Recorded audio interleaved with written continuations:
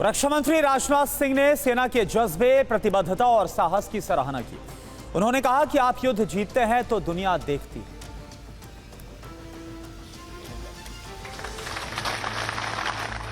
रक्षा मंत्री राजनाथ सिंह ने सैनिकों के साथ दीपावली मनाई। असम के तेजपुर में 4 कोर मुख्यालय पहुंचकर राजनाथ सिंह ने सैनिकों के साथ दीपावली मनाई। सैनिकों को संबोधित करते हुए चीन के साथ डिसएंगेजमेंट का जिक्र भी किया।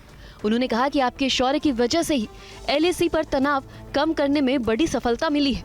अभी हाल में ही LAC पर बॉर्डर रिलेटेड एक बहुत बड़ी डेवलपमेंट हुई है। भारत और चीन के बीच LAC पर कुछ क्षेत्रों में अपने कॉन्फ्लिक्ट्स को रिजॉल्व करने में यानी सुलझाने में डिप्लोमेटिक और मिलिट्री लेवल पर लंबे समय से बात चल रही थी।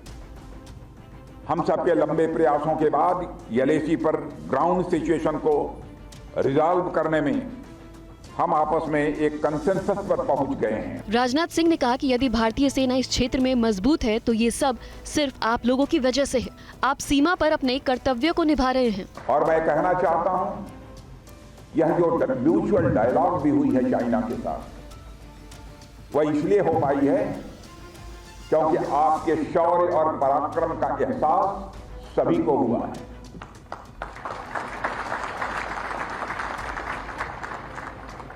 हम कंसेंसस के आधार पर शांति बहाली की प्रक्रिया को आगे भी जारी रखना चाहते हैं।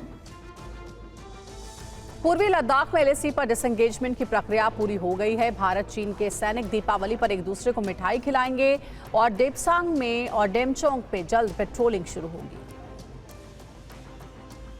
भारत और चीन के बीच रिश्तों पर जमी बर्फ अब पिघलने लगी है। आज से दोनों देशों के बीच रिश्तों की नई शुरुआत हो रही है, यानी दिवाली के दिन से पेट्रोलिंग की शुरुआत होने वाली है। कल इसे लेकर लोकल बैठक हुई थी। LAC पर भारत के करीब 4.5 साल बाद हैप्पी दिवाली होने वाली है। आज दिवाली के मौके पर भारत चीन सीमा पर सबका मुंह भी मीठा होगा। भारत और चीन के जवान आज LAC पर मिठाइयों को एक्सचेंज करेंगे। भारत और चीन ने बीते दिनों डेपसांग और डेमचोक में डिसएंगेजमेंट और पेट्रोलिंग को लेकर सहमति जताई थी। सूत्रों के मुताबिक मंगलवार शाम तक दोनों जगहों से टेंट और टेम्परेरी स्ट्रक्चर हटा लिए गए थे। डिसएंगेजमेंट और वेरिफिकेशन साथ साथ चल रहा था। सूत्रों का कहना है कि खराब मौसम की वजह से डेमचोक इलाके में मंगलवार को वेरिफिकेशन का काम नहीं हो पाया था, मगर बुधवार को एरियल वेरिफिकेशन कर लिया गया। सहमति के बाद दोनों देशों के सैनिक उन सभी जगहों पर पेट्रोलिंग कर सकेंगे जहां अप्रैल 2020 से पहले करते रहे हैं। इसके साथ ही डेपसांग और डेमचोक में अप्रैल 2020 से पहले वाले स्थिति को बहाल भी किया जाएगा। UN में बांग्लादेश में हुई हिंसा के दौरान हुई मौतों पर चिंता जताई गई। UN ने कहा कि देश में हुई मौत के मामले की जांच होनी चाहिए। बांग्लादेश में अंतरिम सरकार के कार्यवाहक मोहम्मद यूनुस की मुश्किलें बढ़ने वाली हैं। संयुक्त राष्ट्र के मानवाधिकार उच्चायुक्त वोल्कर तुर्क 2 दिन के दौरे पर बांग्लादेश आए थे। तुर्क ने बांग्लादेश में हुई हिंसा के बारे में जानकारी ली। उसके बाद UN ने बांग्लादेश में हिंसा के बाद हुई मौतों की जांच की बात कही है। UN ने कहा है कि बांग्लादेश के पूर्व प्रधानमंत्री शेख हसीना की सरकार के हटने से पहले और इसके बाद हुई हिंसा के दौरान सारी हत्याओं की जांच होनी चाहिए।